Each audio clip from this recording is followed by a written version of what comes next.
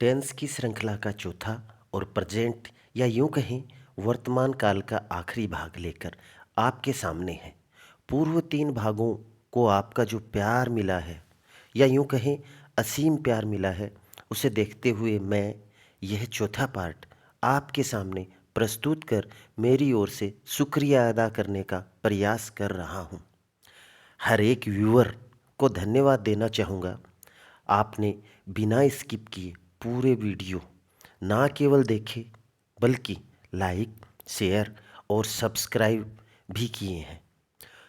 हो सकता है आप पहली बार इस चैनल पे आए हैं।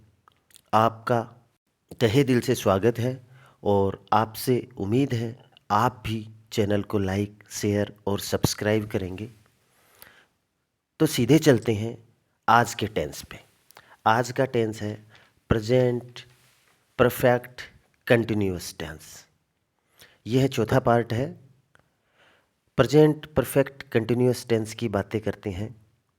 नंबर 1, पास्ट में कोई कार्य आरंभ हुआ है और वर्तमान में भी चल रहा है।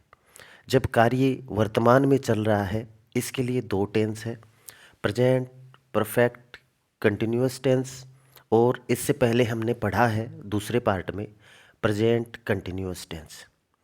दोनों में ही कार्य पास्ट में शुरू होता है। तो फिर अंतर क्या है? जब हम देखते हैं तो कार्य है वो चालू हो रखा है, हमारे सामने तो शुरू नहीं हुआ है, वो पहले से ही शुरू है। प्रेजेंट परफेक्ट कंटिन्यूअस टेंस यह स्पेसिफाई करता है कि अब से कितने समय पहले कार्य आरंभ हुआ था। इस तरह की बातें प्रेजेंट कंटिन्यूअस टेंस में नहीं पता चलती। तो जानते हैं इसके keywords of this tense.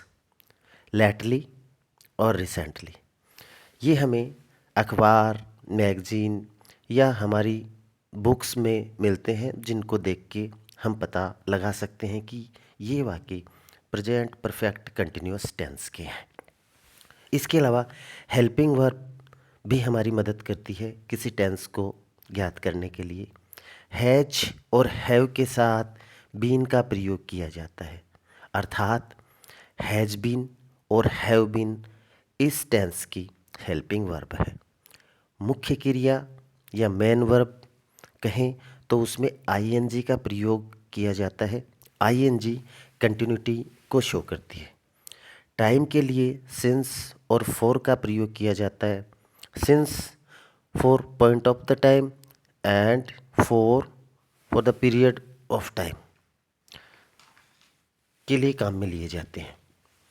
Hindi वाक्यों के अंत में से रहा है, से रही है और से रहे हैं आदि शब्द आते हैं, जिससे हमें टाइम के साथ कंटिन्यूटी का पता चलता है। स्ट्रक्चर ऑफ सेंटेंसेस की बातें करें तो सबसे पहले अफर्मेटिव, जिन्हें आप सिंपल और साधारण भी कह सकते हैं, उसकी वाक्य रचना कुछ इस तरह है। सबसे पहले सब्जेक्ट, फिर हेल्पिंग वर्ब, फिर वर्ब में आईएनजी प्लस ऑब्जेक्ट। यहाँ हेल्पिंग वर्ब को हमने हैज, हैव के साथ बीन शामिल करते हुए कहा है। या फिर इस सेंटेंस की रचना को हम ऐसे कह सकते हैं, subject plus has oblique have, इनमें से कोई एक सब्जेक्ट के अनुसार, प्लस बीन प्लस वर्ब में आईएनजी प्लस ऑब्जेक्ट। इससे साधारण वाक्य की रचना की जाएगी। Negative sentences, subject plus helping verb plus note plus verb में आईएनजी प्लस ऑब्जेक्ट। यदि हेल्पिंग वर्ब हैज बीन है तो नोट हैज नोट बीन की तरह यूज किया जाएगा, और हैव बीन है तो नोट का प्रयोग हैव बीन के बीच में आएगा, अर्थात have not been. Interrogative sentences की बातें करें तो हैज और हैव सबसे पहले आएंगे, plus subject plus been plus verb में आईएनजी प्लस ऑब्जेक्ट क्वेश्चनवाचक मार्क। कुछ एग्जाम्पल ले लेते हैं। एक साधारण वाक्य आपके सामने, वह 2 घंटे से खेल रहा है। अब हम इसकी अंग्रेजी बनाएं, अर्थात यूँ कहें ट्रांसलेट करें तो ही सब्जेक्ट, हेल्पिंग वर्ब होगी इसके साथ में हैज़ बीन, प्ले में आईएनजी और टाइम के लिए 2 क्योंकि ये जो है ये पीरियड ऑफ टाइम है इसलिए फोर का प्रयोग होगा। तो इसकी ट्रांसलेट हो गई he has been playing for 2 hours. यदि हम इसका नेगेटिव बनाएं तो हिंदी होगी वह 2 घंटे से नहीं खेल रहा है। अंग्रेजी he has not been playing for 2 hours. Interrogative जब हम बनाएं इसका, क्या वह 2 घंटे से खेल रहा है। सबसे पहले has he been playing for 2 hour और प्रश्नवाचक चिन्ह। दूसरा उदाहरण देखिए, वह सुबह से रो रही है। इसकी अंग्रेजी बनाएं, she has been weeping since morning. अगर नेगेटिव बनाएं तो वह सुबह से नहीं रो रही है। She has not been weeping since morning. और इंटेरोगेटिव सेंटेंस बनाएं तो क्या वह सुबह से रो रही है।